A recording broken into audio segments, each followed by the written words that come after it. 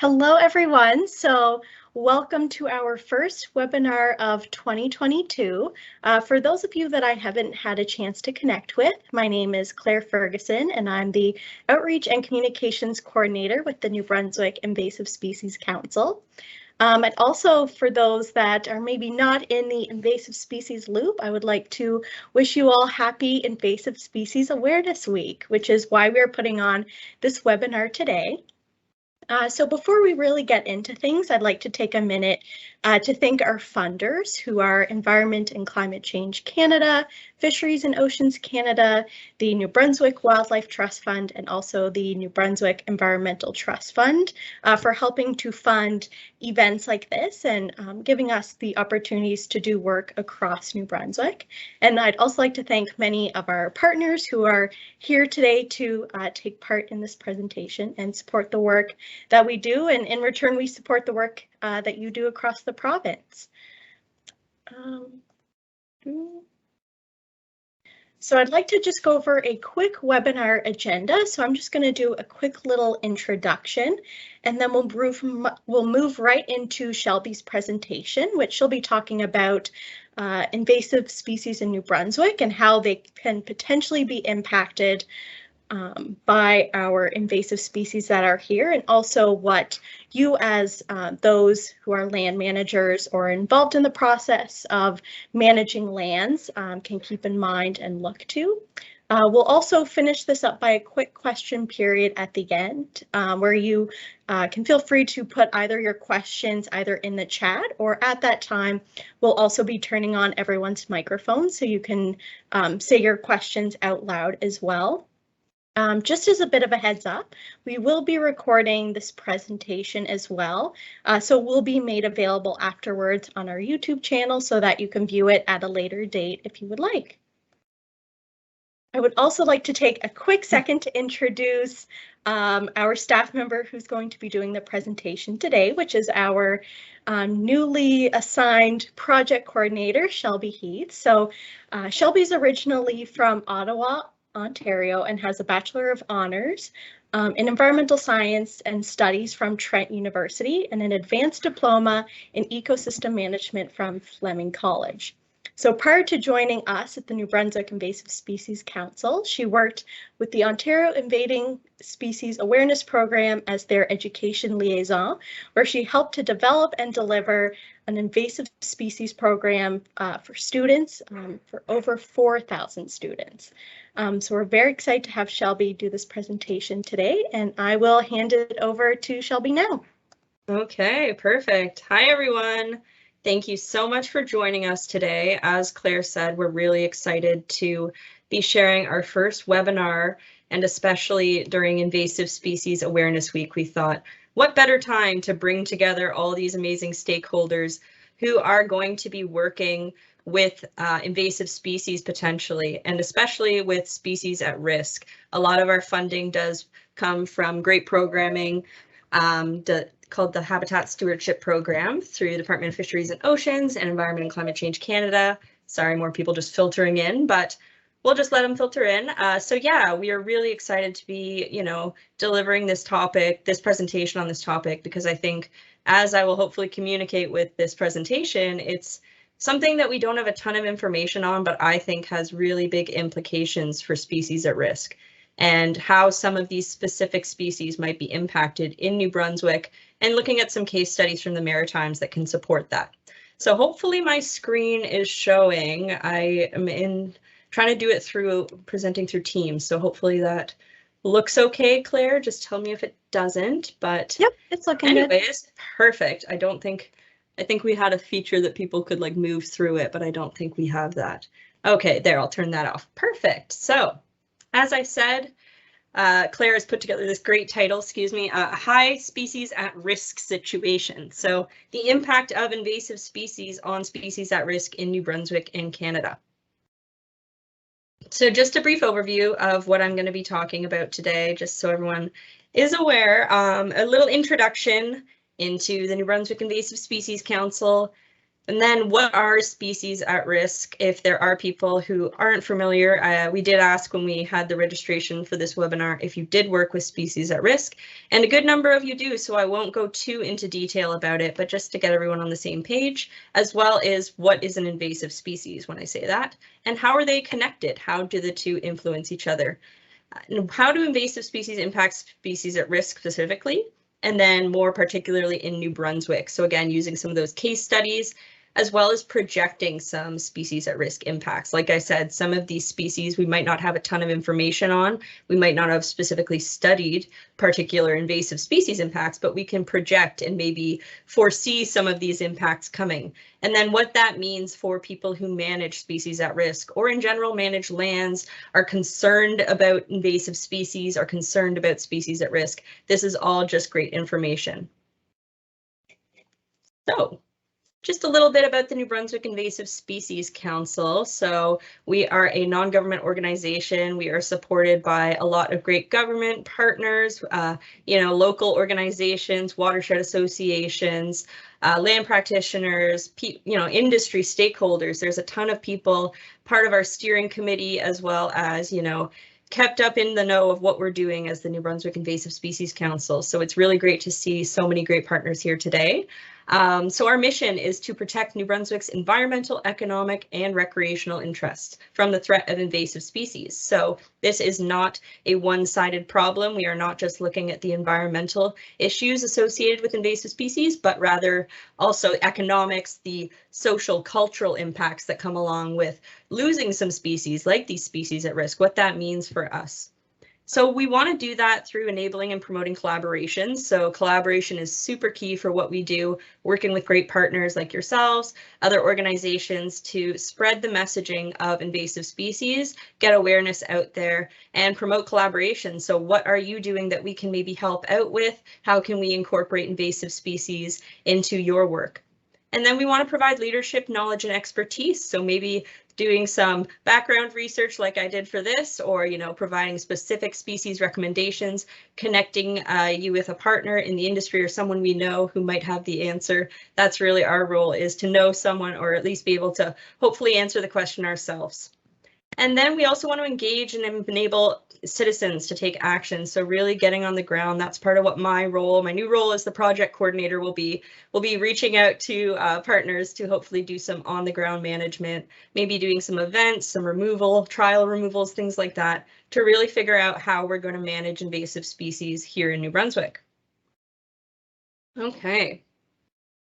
So just very briefly, I just wanted to kind of touch on what is a species at risk. If you aren't familiar with that term, it's really, a catch-all term. It's a classification system for species impacted as a result of human activity. So these species are being impacted in some way, whether that be a direct habitat loss, or maybe there's, some other impacts, human development, that is affecting their populations. So we classify them, and they're classified through the COSEAWIC, so the Committee on the Status of Endangered Wildlife in Canada, very long acronym, but they are classified by the COSEAWIC as extirpated, so either locally extinct, endangered, threatened, or special concern. So kind of putting a title on how that species is doing in terms of population viability. So the Species at Risk Act, SARA, was adopted in 2002, and that's the legislation that really puts some teeth behind protecting species at risk. So it has a bunch of measures within that. So the Habitat Stewardship Program is part of that, the public registry that helps to inform management of these species at risk within Canada, and really gives land managers tools on how to, and actions they can undertake to protect these species at risk. So as I said, they're assessed by COSEAWIC. Oops. So what is an invasive species? I've said that word a couple of times, and in general, I think it's getting a bit more, people are generally a bit more aware of invasive species, but I still like to make sure everyone's on the same page. So we have these three main criteria that we use to classify an invasive species. So we want them to be non-native, so they're from a different part of the world. We would not have originally found them here in New Brunswick or in the Maritimes hundreds of years ago. They're not a part of this ecosystem. They don't really have a spot here. They spread rapidly, so whether that be being able to reproduce quickly, they produce a lot of seeds, they're able to outnumber our species quite quickly. And with that, they have a harmful impact. So whether that be directly on other species, like pushing them out of their environments, it can also impact humans, so human health, or again, our economy and society. So for us to call an invasive species invasive, it has to meet all three of these criteria. So a couple examples of impacts, I've kind of mentioned some already, but just to reiterate that invasive species impacts are not just one size fits all. There can be, the classic example of this is Phragmites in the top left here, competing with native species for food and space. It's clearly going to push out that species, really take over, and not allow that species a ton of room in the environment, which is going to impact, excuse me, its overall viability. And then invasive species can also introduce new diseases. So this is a pretty sad example. This is a bat that has been infected with white nose syndrome. So this is a fungus that was unfortunately introduced into public caves in New York and has now impacted over 90% of bat populations in Canada. So it's really hard hitting on our bat populations. It wakes them up mid-hibernation. It's very itchy, and it prevents them from, finding food. They wake up in the middle of the winter, they're not able to survive. So really sad case for our bat populations. There's also, of course, increased predation on native species. So we're going to have these competitive invasive species coming in, able to reproduce quickly. Of course, they're going to be eating our native species, reducing their numbers, where that pressure didn't exist before. And there's also, with that, the alteration of predator-prey dynamics. So this is a great photo I like to show of a lionfish, this really crazy looking spiky fish that has invaded the Florida Keys and is very invasive, spreading rapidly. And of course, native species aren't quite sure what to make of it. They're not too sure. This photo of two sharks looking at this lionfish. It's not a natural part of their environment. They haven't seen this species before. They're not used to eating it. It's not really typical. So of course, that's going to impact food webs. These lionfish are coming in, eating things, of course, taking up a spot in the food web, but not really replacing anything. So that can really impact these very complex food webs. So when we talk about species at risk impacts, how do invasive species and these things kind of tie together? So we know about species at risk impacts, like I said, habitat loss, where we're obviously taking that species habitat and, removing it, we're doing something else, displacing it. Pollution is pretty common, so things like lichen and fungus that are very reliant on air quality are super impacted by pollution.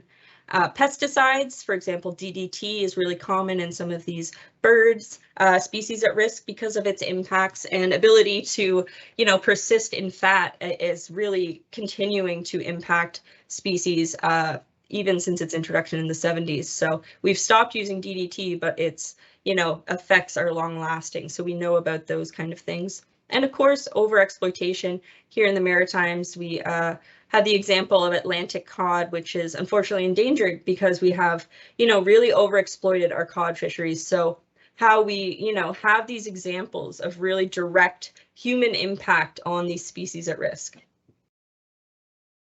Excuse me. So in these species recovery documents, we can really measure those impacts. Like I said, you can kind of measure the amount of DDT that's still persisting in a bird to this day. You can measure the amount of habitat loss that has occurred for a species. But invasive species impacts are usually less tangible. They're really hard for us to understand. Like I said, can be displacing something in a food web. It can be, removing a certain aspect of a habitat that another species would need. Some of these things are really difficult to understand. These overall ecosystem functioning, right? Nutrient cycling, these really large scale impacts. So I just wanted to bring this up because I think it really drives the point home when we think about invasive species. How do they impact biodiversity? Do they impact biodiversity? Yes, they are the most common threat to amphibians, reptiles, and mammals on the IUCN Red List, which is, a list of, it's a critical indicator for the world biodiversity. That's right there. So they really try and classify species that are facing extinction, that are very close to becoming extinct, and they have found that invasive alien species are the most common threat to this kind of large class of these species. And of course, this ties into larger legislation that we see and protocols in the world. So the UN Sustainable Development Goal 15, Life on Land, they've specifically addressed invasive species, the HE biodiversity target. So we do start to see invasive species coming in on this kind of global scale. We're really starting to notice and record these impacts and say, yes, they are impacting these species. And then, of course, as I just said, so the invasive alien species, according to the World Conservation Union, are the second most significant threat to biodiversity after habitat loss. And the UN has reported them as a top five driver of species decline. So really, we're aware that invasive species are having these impacts. So we know that. We'll have no doubt that they're having impacts on species already facing decline. So what do we do with that? How are we supposed to use this information to have a, noticeable impact on species recovery? So the pan-Canadian approach to transforming species at risk conservation in Canada. If you work with species at risk in Canada, I'm sure you're very familiar with this document, but I just wanted to highlight some ways that invasive species are really tied into this. So I've just put the link there, but of course, this is a really big document that outlines how Canada is hoping to achieve these larger goals with species conservation. So, in that document, they have outlined some priorities that they would have in terms of, hoping to achieve species conservation. How are they going to take this really huge problem and start to, take some targetable actions towards it? So they've created this map of federal and provincial priority places. Sorry, I'm just trying to make this a bit bigger. I don't know why my screen's so small. Sorry. So yeah, this is the priority place map that the Canadian government has put out that outlines these really key biodiversity areas. So areas that have a high level of biodiversity currently or support a large amount of species at risk. And of course, down here in Atlantic Canada, we have a good amount of priority places. So the Willistic River and St. John River Basin, of course, taking up a large portion of New Brunswick, running all the way down through that river basin, following it down to its exit at the Bay of Fundy. So this is a really key biodiversity area for not only aquatic species at risk, but also terrestrial species at risk. And of course, the other areas within Atlantic Canada, so Charlottetown and PEI, we have a large forested landscape priority place. And then, of course, Nova Scotia, a large portion as well. So, as I said, they've outlined some priority places, but they also have outlined priority sectors and threats. So what are the biggest things affecting these species at risk? And right here we have invasive alien species. So really put right there in the document, they've outlined that invasive species will be having impacts on species at risk. So what activities could we undertake to prevent this or protect these species at risk? So engagement, consultation and outreach, integrating policy, collaborative research. So I really just wanted to highlight this because this is a lot of what we try to do in invasive species management as well. A lot of these tactics and actions will really, mimic what we're doing in the invasive species world as well, because as I said, collaborative research, engagement, consulting with stakeholders, of course, using various forms of knowledge. These are all really key in managing invasive species in the province. Boop. So, how do invasive species impact species at risk more specifically? I've said that they know they're impacting them. So what does it actually look like on the ground? What are these species experiencing out there in our environments? So the BC Invasive Species Council has done an amazing job putting together this document. I highly recommend, if you have some time, that you go and read it. It's amazing. And Kristen, our program director, and myself have both said, if we have all the time and funding in the world, we'd love to do this for New Brunswick. But this is a systemic assessment of invasive species impacts to species at risk in BC. So they've really taken every single species at risk that they have in the province, and they've looked at how do invasive species impact them and what are they actually doing to that species that they impact? Would it be habitat alteration? So are they taking over their habitat? Is it direct competition? Is it predation? Are they influencing that food web? Or could it even be things like the introduction of diseases, like I said, fungus, parasites? There are a lot of different things that this document looks into, but I think these are kind of the main ones that we want to focus on: the habitat alteration, competition, predation. Those are really key impacts that invasive species will have on species at risk. And this I just wanted to pull out of this report is a great table. Of course, would be different for New Brunswick, but this is the mechanisms of invasive species impacts on these species at risk. So broken down into these different ones, as I said, competition, habitat alteration, predation are really the main ones that we see here. Obviously, lots of species at risk impacted by that. But of course, we also have some smaller ones, behavioral changes. So maybe these species at risk won't be returning to their previous, areas that they use for mating because of invasive species. Maybe they are, directly avoiding another invasive species. Genetic effects as well, what that means for hybridization, if that, invasive species is hybridizing with a native species. Also collateral damage from invasive species management. So maybe trying to manage that invasive species, we indirectly affect that species at risk. So again, really interesting document, but I just wanted to highlight that we do see a ton of species at risk with these really direct impacts from invasive species. So I think I've already mentioned this point, but it's really not as black and white as other species at risk impacts that we've seen. Invasive species impacting food webs, coming in, pushing out different species. There's a lot of different impacts that can be associated with invasive species introductions that we might not actually realize are caused by these invasive species, right? So that habitat loss and degradation point. What if that habitat loss is caused by an invasive species directly overtaking that habitat? So that increased competition and predation. What if that's from an invasive species? Disruption of food sources and food webs. So these are the kind of typical impacts that we see in these species recovery documents, that we are knowing about, but not maybe really realizing how invasive species play into that. So also, as I said, the impacts on larger ecosystem functioning, so nutrient cycling, decomposition. Say we have a species, a large vegetation species come in and then it just dies off en masse in the fall, right? That's impacting carbon cycling, decomposition rates in a forest understory, all these things that it just gets really interesting when you start looking at it. So this one, oh, sorry, I thought I had a table there. Yeah, there we go. So I wanted to just show this. This was from a great presentation I saw from Dr. Anise Dobson. She works with invasive earthworms in the Yale School of Environment, but she was looking at the impacts of earthworm invasions and how that could enable other invasive plants to come into an environment like dog strangling vine, which I'll talk about in a bit. So when we do have increases in dog strangling vine, an invasive plant that comes in and just completely takes over an environment, of course, we know there's going to be impacts on plant biodiversity, as we see here. The functional diversity, so we can measure all of these things, of course, and those are really key targets to measure how biodiverse your environment is. But I wanted to just highlight seeing all of these different impacts that it can have on larger ecosystem function, right?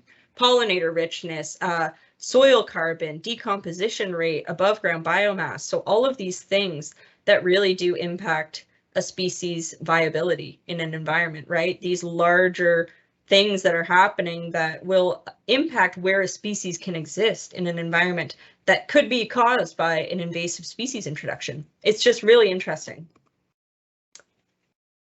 So a tangible example of these impacts where we can see that was not really widely understood what was happening with this species, and now we can start to see the direct impact of an invasive species. So American ginseng is a really culturally and ecologically significant species at risk. It is used by First Nations in traditional medicines. It has a long history of use in our country and on these lands. And I think, it's really key to understand these social impacts as well that can come with invasive species introductions.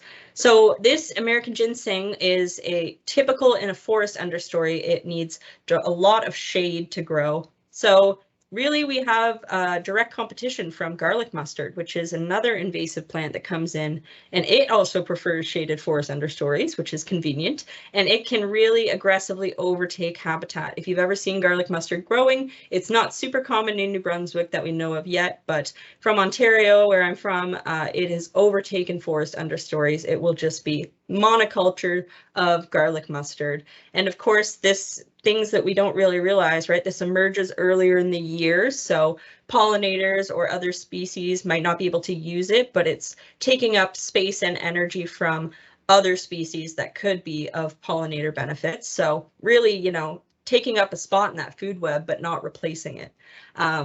Impacts soil quality as well, so it actually releases a chemical into the soil that will prevent other species from growing around it.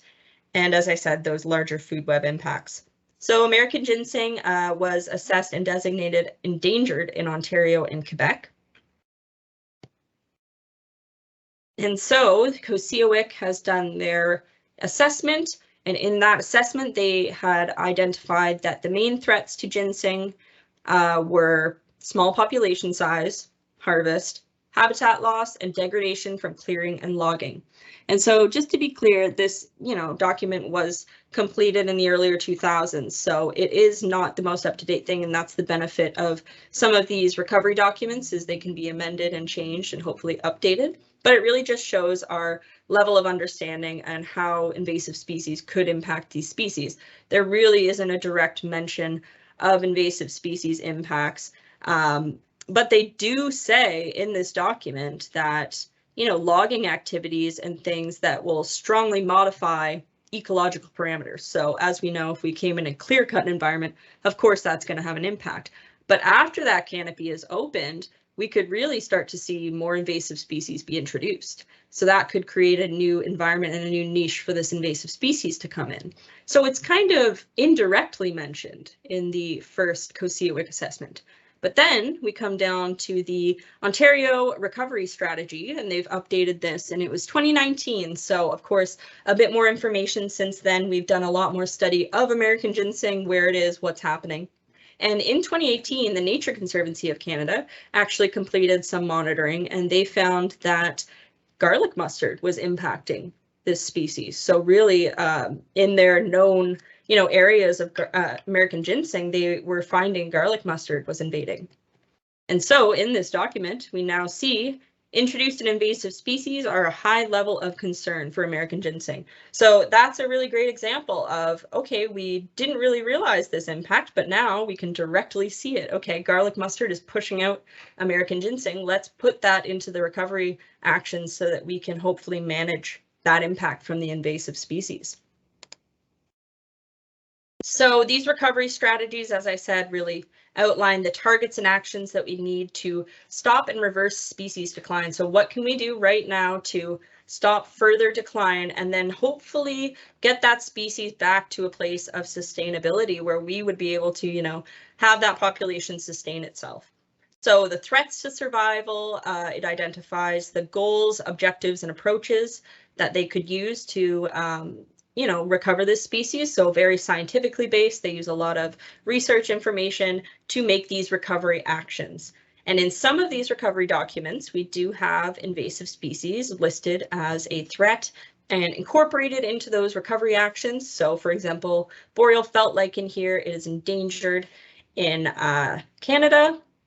And it lists right here, invasive and other problematic species. It is a medium to low impact, but it is still included in this recovery document. So it's great to see that we can follow up on that and know that we want to be, you know, aware of that impact and will be considering it in management of this species. And so in other ones, like I've said, there could be an example of an impact that, you know, would on paper just be put as habitat loss and degradation or increased predation. We can see that these things are listed, you know, increased competition, but maybe those things are actually being indirectly affected by invasive species or directly impacted by invasive species, right? So as I said, habitat loss, something coming in and directly taking over that environment would be a great example of an invasive species causing habitat loss, but not really being listed, right? So wood turtle here is a great example in the document, the recovery strategy.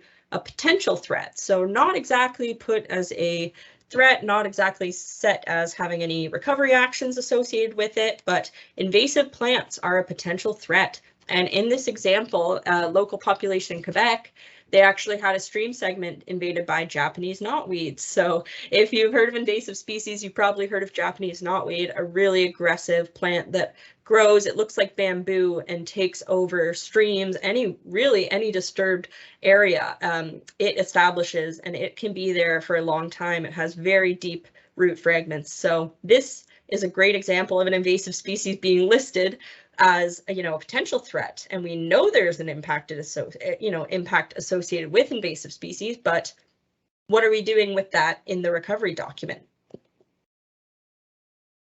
So Kristen, in her many joys and wonders, have put together this amazing table for us. It is a great example for practitioners if you work with species at risk, if you see your species on this list. If you have any questions, follow up with us. But Kristen has gone through and highlighted all of the different impacts identified in these species at risk recovery documents for these species at risk. So Atlantic salmon, Lake Utopia rainbow smelt, what are these species being listed as, an impact from invasive species? So of course, predation, we've mentioned, they're going to directly be eating that species at risk. Increased competition, so maybe pushing that species out, they're not able to compete. Habitat loss and degradation, disruption of food sources, introduction of diseases again, and others. So maybe there's a change to host fish availability with our mussel species. So we really have to look at these things a bit more wide scale and see how invasive species could actually be tied into these things. And of course, there's always the caveats at the bottom that while there may not be a reference directly in the document, it can kind of be assumed, right, that if we have these impacts listed with short-nosed sturgeons, say we have an invasive muskie that's coming in and pushing out that species, we can assume the same thing would be happening with an Atlantic sturgeon, whether it be directly listed or not. We can kind of draw those connections. And if anyone wants this information after the presentation, as we said, it's recorded, but please let me know. And then more on the terrestrial side. So if you work on managing lands and you have some of these species, monarch butterfly, snapping turtles, wood turtles, some of our dragonflies, the pygmy snaketail, skillet clubtail, bank swallows, other birds, least bittern, if you work in wetlands, and especially some of these really niche species. Furbish's loosewort is a great example, only grows in really specific environments in New Brunswick. And then the maritime ringlet is a butterfly that will only emerge for a week, and it only exclusively uses salt marshes. So I'll talk about that species a bit later. But again, predation, increased competition, habitat loss, these really noticeable impacts on these species at risk. So again, I just wanted to highlight some examples in New Brunswick because, of course, this is going to be localized here. We want to focus on species at risk here in our province that we can work to protect, and some that you might be working with yourself. So piping plover, endangered, and it is obviously very impacted by development on shorelines. We're having a lot of, washouts and sand dunes, so losing that habitat. But also invasive vegetation being mentioned in this document. So of course, when we're trying to manage these dunes, sometimes we can introduce invasive vegetation inadvertently, so that can also affect their habitat. Furbish's loosewort, I said, a endangered plant species at risk in New Brunswick that has a significant establishment of invasive species within its habitat. So directly noted how large these invasive species patches are and how much that could impact their available habitat. And then wood thrush, a threatened bird species. Exotic earthworms are actually listed in their documents. So I thought that was really interesting. I've recently been learning a lot about exotic earthworms, and there's a lot of interesting science coming out about their impacts on soil chemistry and forest, sustainability. They really can impact the soil, and especially a lot of the species that rely on insects as well. Of course, they're going to be displacing native insects. So it's really interesting. Again, this information is coming out, and we're able to incorporate it into some of these documents, so that's really great to see. And then of course, A key species that I wanted to mention during this presentation for New Brunswick is our Atlantic salmon, so our Inner Bay of Fundy population in particular. So they are endangered under the Species at Risk Act, and we have highlighted some of the threats that Atlantic salmon will be facing: aquaculture, you know, fisheries, obviously overfishing, people who, you know, aren't respecting bag limits or barriers to fish passage, things like that.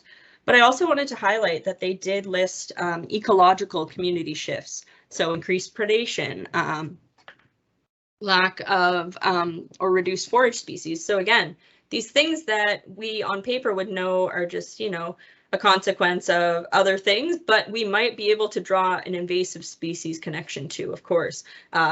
Increased predator abundance, right? We're going to have direct introduction of game species like chain pickerel and muskie. Those are definitely displacing some of these Atlantic salmon.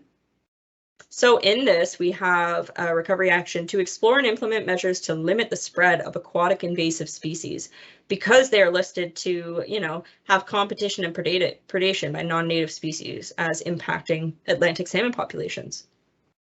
And so if you dig further into this document, explore and implement measures to limit the spread of aquatic invasive species, you know, they list that invasive species are not specifically identified as a threat to Atlantic salmon in this recovery strategy, but they are considered a significant threat. So the recovery team raised concerns and said they've been seeing some of these larger impacts. So, you know, smallmouth bass, as I said, they're also, yeah, just really seeing a lot of these impacts associated with aquatic invasive species. So they've suggested that additional measures are needed and could include, you know, fines and penalties, whether that be legal actions. But really, I thought it was great to mention the increased awareness, including the development and distribution of educational materials. So kind of a plug for us, but really one of the things we hope to do is to, you know, make people in the province more aware of aquatic invasive species through programs like Clean, Drain, Dry and Don't Let It Loose. So really trying to get that human pathway of introduction, because that's how these invasive species are moving around the province, is humans. So we really need to target that and increase awareness and develop resources. So something we'll hopefully be doing throughout this year and beyond. And so this is another case study, an aquatic species at risk. I do have terrestrial examples, don't worry. But this one is, again, I thought a really great example. We connected with a researcher from DFO, Ree. She's great. And she works with Lake Utopia rainbow smelt, which are a really small little fish population located in Lake Utopia right there. I've just highlighted it just outside of St. George. A really great little area. And of course, lots of tributaries and other water sources feeding into this area. And so aquatic invasive species, again, introduced non-Indigenous species, present a level of concern to the Lake Utopia rainbow smelt. So through predation, competition, displacement, or community shift. So chain pickerel is actually the main offender here. So it was first observed in one of the adjoining lakes in 2003 and has since become naturalized. And so its presence in this, you know, river system, this lake system, is really onset now. And the invasive qualities, it's able to spread rapidly. It's a greater concern than the smallmouth or largemouth bass at this moment. So really, Ree is focused on how we can, you know, address some of these aquatic invasive species to hopefully protect rainbow smelt in Lake Utopia. And so with that, I was connected with great researchers out of St. Mary's University in Nova Scotia, doing a lot of amazing work on aquatic invasive species in general. So Delbert Swinmar is a student of Linda Campbell. She is a doctorate at St. Mary's University, a professor there, and she has done this great research project on the impacts of invasive chain pickerel on food webs in Lake Kedjimekujik National Park.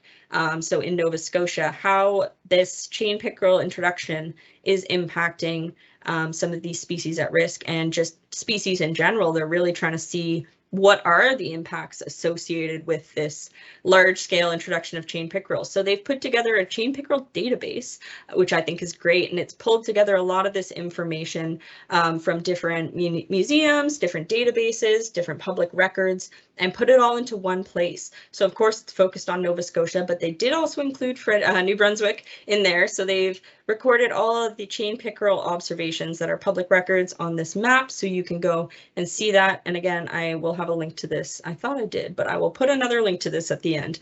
But yeah, great research by Delbert here, and I think it's really key to highlight that, you know, there is only as much available data as he was able to access. So if we had more information, the more data, the better, right? So increasing the awareness of this program and these, you know, initiatives is really key as well. So what does this mean for Kejimkujik? Sorry, I just wanted to highlight that, of course, they're here in Fredericton and in New Brunswick, and of course, in that really key priority area. So Kejimkujik has actually introduced some new regulations. So chain pickerel is, you know, noted here, and smallmouth bass to threaten Lake Kejimkujik and its areas. So they are working to introduce new fishing regulations for the year. So this was 2019. So I'm kind of keen, I want to follow up, of course, COVID happened, but kind of keen to see if they've noticed any real changes in chain pickerel populations. But in this, they have mandatory retention of invasive fish. So if you do catch a chain pickerel or a smallmouth bass in this park, you must retain it and destroy it. So really targeted actions to prevent invasive species impacts. So terrestrial example as promised. So if any of you are working in, you know, more like landscape areas, meadows, you know, more managed lands, you maybe are trying to protect monarch butterfly or, you know, pollinator species in general. We're always trying to encourage protection of pollinator species. We know the benefit to our biodiversity and other species. So dog strangling vine, also known as pale and dark swallowwort, big fancy name, it is threatening this monarch butterfly. So you can see in this picture here, it is a really aggressive vine. The name is pretty aggressive. It won't strangle your dog, but just that, you know, it gets caught up in everything. It takes over, it can climb up over trees and, you know, really just spread rapidly. It was introduced from Eurasia because of the similar climate, of course, and it was introduced for garden use. So again, some of these introduction pathways we're starting to notice. One of the programs we're hoping to develop in this upcoming year is called Garden Wise. So really trying to target garden species, things that maybe you might have an ornamental purpose, be planted because they're pretty or serve a function. How can we prevent those from escaping out into our environments?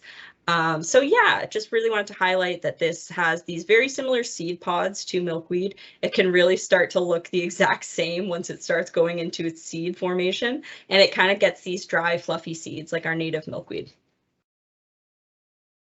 So here in the recovery document, monarch butterfly, it has listed dog strangling vine, and it says the introduction of invasive species can pose a threat to monarch. Dog strangling vine, they use it unsuccessfully for reproduction. So these monarch butterflies are planting their eggs on this milkweed, and that is not the same thing that they need, right? Those caterpillars, when they emerge from those eggs, they will not be able to eat that milkweed leaf. So it's really not a successful you know, use for reproduction for them.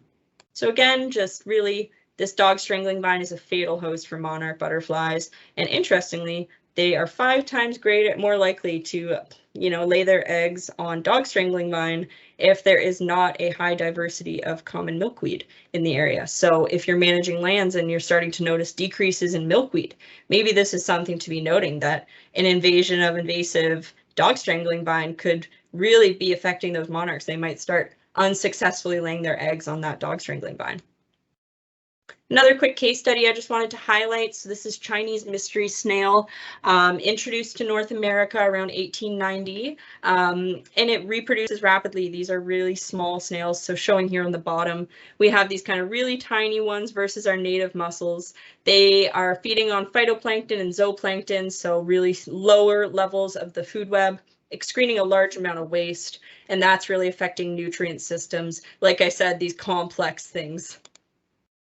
And so what does that mean for our native mussels? So brook floater and yellow lamp mussel are our special concern mussels in New Brunswick. So in this management document for brook floater, there is listed habitat alteration, reduced water quality are really the highest threats of concern. But if we get down here, non-native invasive species are considered low concern. So it kind of makes you wonder, okay, why? Well, it was assessed as low since the likelihood of establishment of exotic species is not known at this time. So highlighting the need for this data, we really can't understand the impact to this species because we don't know it. We don't have the information. So the need for some of this research. And then in the yellow lamp mussel on the other side, we have it really well noted that non-native and invasive species will impact their population. So they know it will have a negative impact on yellow lamp mussels. And so it lists in this document a bunch of species that, Eurasian water milfoil, zebra mussels that could be introduced that could really have impacts on their viability. So this is Sarah Kingsbury has done a great study, and she has looked at the impacts of Chinese mystery snails. If they were to invade, what would happen in our ecosystems? So we really start to see, of course, native mollusks, our mussels, our snail species will be decreased. We won't have as many, they'll be displaced.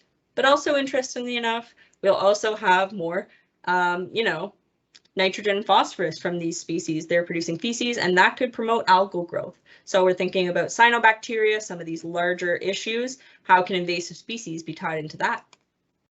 And so Sarah has put together a model. It was actually a forest-based model, but she used it to predict where Chinese mystery snails would actually be ending up in Nova Scotia. So looking to see where they are right now and where they could be in the future. So if you can see on my little graph here, red is obviously there's more of them, yellow is lower. And then we also have the current reported Chinese mystery snail observations and then source data. So around the Halifax area, of course, we would expect this, right? We'd have more introductions. It's a urban center, maybe more people using or having Chinese mystery snails who could be releasing them. And then to bring it back to us, New Brunswick, Sarah was unable to run her model on New Brunswick for a lack of data. She was not able to collect enough information on the lakes and river systems here and their potential invasion sources and the like to run this model successfully. So it's really an unfortunate data gap right now. So we have these reports of Chinese mystery snails, these triangles here, but nothing to really say what could be happening in the future. And then she did an amazing job and overlaid this with species at risk habitat. And what could that look like for Nova Scotia and New Brunswick? So really pulling out here, this is the yellow lamp mussel, significant habitat. And then these other blue marks are brook floater habitats. So knowing what we know about where this species could go could really be impacting this habitat in the future. So there are known knowns, there are known unknowns. There's also unknown unknowns. So what are some of these potential impacts of invasive species that we don't even know about yet? So short-nosed sturgeon has, put, these invasive fish species, muskies, chain pickerel, smallmouth bass, they're impacting their populations. But Atlantic sturgeon, here in New Brunswick are considered threatened, and a really key habitat for them is the lower St. John River between Mactaquac and the Reversing Falls. So that's important habitat for this this maritime designatable unit. Really, that's where we would find this population reproducing. So really key to protect this area. And so I just wanted to highlight that. I don't think you need to explain where it is, but just to show that really lots of different inputs, lots of different ways that this river tributary system goes. So Eurasian water milfoil, the new invasive species in the Willistic River, St. John River Basin. It is a really aggressive aquatic invasive plant, grows into these thick mats of vegetation, and it will leave no room for other species. So it's really starting to push out our native aquatic plants. And I just wanted to put it on everyone's radar because if you work in aquatic systems, if you start to see this stuff, we want to know because it is rapidly expanding. Megan Bruce, great researcher with CRI, she is working on where this species exists, and unfortunately we are starting to see it expand. So hopefully she will have some mapping coming out very soon that will show us the exact distribution of this species. But for now, be on the lookout for this. It has these really fine little leaves that kind of look like feathers, and it's easily fragmented. So things like boat traffic, people trying to remove it, fragments it, and it's able to spread even further downstream. So just an example here. Hi, Shelby. Oh, sorry. Yep. Sorry, I just wanted to give you a 5-minute warning. Oh, okay. Yeah, got it. Thanks. Sorry, yeah, I'll just wrap it up. So Megan has found that they have they had a previous site where they used to do sampling, and it has now been overtaken by Eurasian water milfoil. So it's rapid. It can really establish quickly. So what could that mean for the Woolstick River, St. John River Basin? That's a priority place for species at risk protection.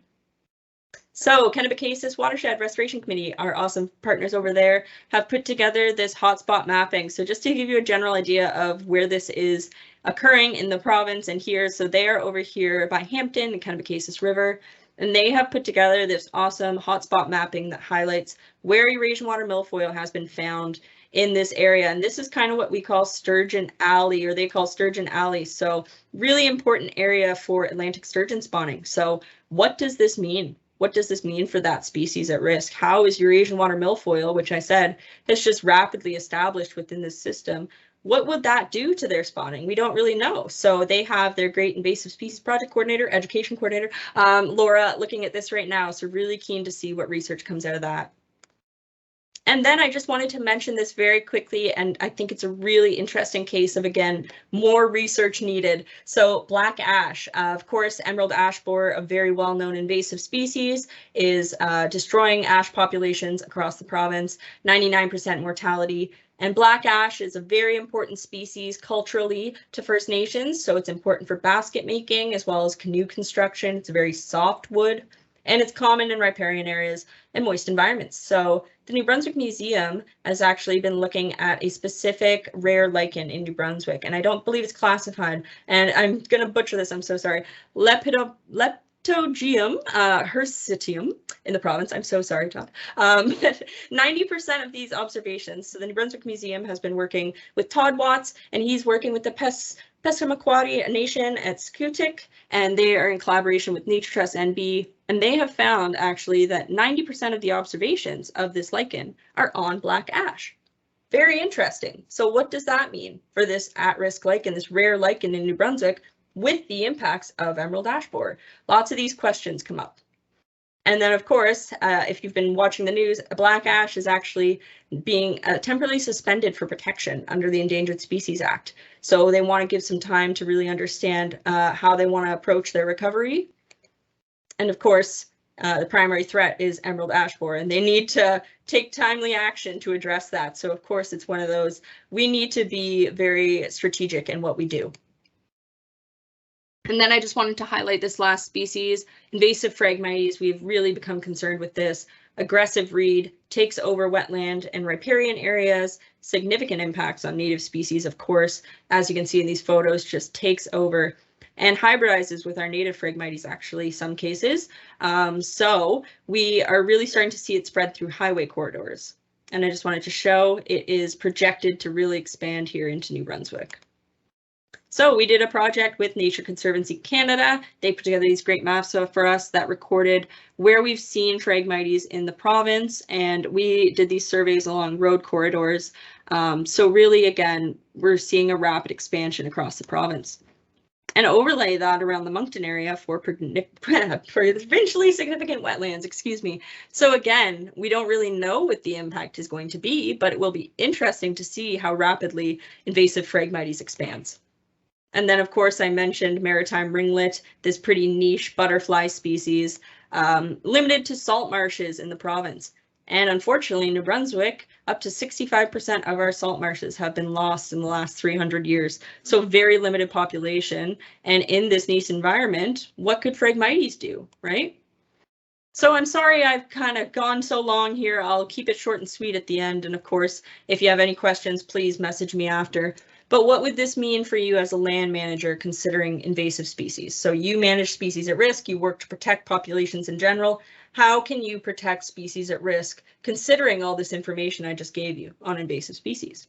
So really for me, I think the main point is identify the threats. So even if it's not listed in the document, the recovery strategy, really start looking at how invasive species might be impacting your species at risk, or your priorities, right? Whether that be protecting habitat or general, ecosystem sustainability, it's really how is this invasive species impacting the species at risk. So mapping and understanding your current distributions of invasive species, monitoring for them in this critical habitat for species at risk, all really beneficial actions that we can take. And as well, incorporating invasive species considerations into your species at risk management projects. So which invasive species are on your properties, which are the greatest priorities, what are these specific impacts, and how are you planning to manage it, right? What are the timelines? What types of invasive species management can you do? As well, proactive monitoring and research. So in a perfect world, if we had all the time and money in the world, we could go out and figure out all the problems we're going to have, but maybe doing some proactive monitoring, creating a list of potential invasive species that could be impacting your species at risk. Say they are typically found in wetland habitats, right? Going through and finding out which invasive species are common in wetlands, or if it's, a very niche meadow environment or prairie environment type of thing, where would that invasive species potentially impact a species at risk? And of course, as I've mentioned throughout this presentation, data is huge. So getting more data is key. If we can report invasive species on iNaturalist, we're working on some reporting tools for the province, as well looking to other municipalities, other regions. So Ontario has a lot of best management practices documents as well. Maine, New England, New York are amazing. They seem to have a lot going on for invasive species, so a lot to learn from them. And I'm sorry I've gone so long, but final thoughts on invasive species and species at risk. That species at risk are and will continue to be impacted by invasive species introductions and spread, and that many of the recovery plans and impacts associated are very misunderstood or not well understood. They're very complex. So knowing that the invasive species are a priority threat in New Brunswick and the Willistic River, St. John River is a priority area, we really need to take action and do our best to understand these impacts. So by coordinating monitoring and management of invasive species, we can better protect species at risk. So better data equals better management. And of course, we do that through collaboration. So collaborate, collaborate, collaborate. So anyone after this presentation, my very long, apologize presentation, is interested in managing invasive species or what they can do to prevent invasive species, please get in contact with us here. We are more than willing to help and work together on this problem. So I'm so sorry, but thank you so much everyone for your attention, and hopefully you learned a lot. I know I did in researching this. I was amazed at the amount going on and really the level of invasive species impacts that we can see. But of course, there is my email, shelby.heath@nbinvasives.ca, and we were graciously supported by Environment and Climate Change Canada, Fisheries and Oceans, of course, New Brunswick Environmental Trust Fund, and the Wildlife Trust Fund. So thank you so much, everyone. I'm so sorry it was a rapid fire, webinar, but really I think a key topic that I would be more than interested to keep discussing with people. So anyways, thank you so much, Claire. I'll hand it back to you.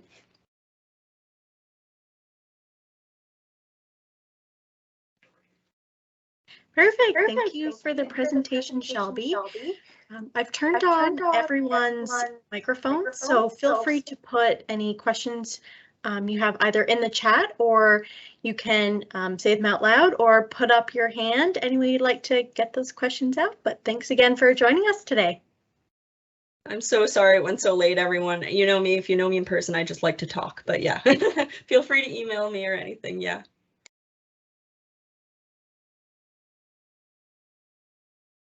Christina, yeah, hi. Sorry, did you have your hand up? Yeah, so hi, I used to be part of the New Brunswick Invasive Species Council, so I'm really happy to see that it's continuing on. just a comment, really at the beginning, you talked about species at risk and how they're classified. Just in the future, make sure you talk about the provincial acts as well. So in New Brunswick, we do have the New Brunswick Species at Risk Act. The other aspect too is depending on who you're talking to, a species at risk may not be the same thing as a species of conservation concern.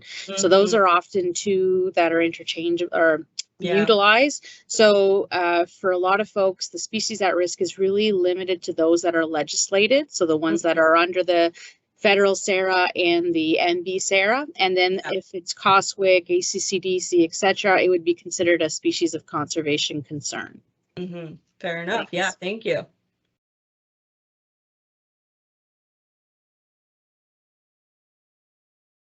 Okay, perfect. Well, yeah, if there's no other questions, thank you, Christina, for that. Yeah, no, I think in a perfect world, I would have gone on forever, but no, just a really quick snapshot of the invasive species impacts and what we might be considering as the New Brunswick Invasive Species Council moving forward. But yeah, hopefully it was beneficial. If anyone has any questions or concerns other than that, please let us know. And I think Kristen was on the line if there's any other comments, but yeah, other than that, Claire, if you want to wrap it up. Yeah, I just want to thank everyone again for coming today. And in the coming days, I'll be sending out an email to everyone with the recording of this presentation, which will be through our new YouTube channel. And also I'll have like a quick survey that you can provide feedback on this presentation and also give us ideas for future presentations that you would like to see. So thank you again for participating today. Thank you to our funders, and we hope to be in contact with you soon. Bye. Thanks, everyone. Thanks, everyone.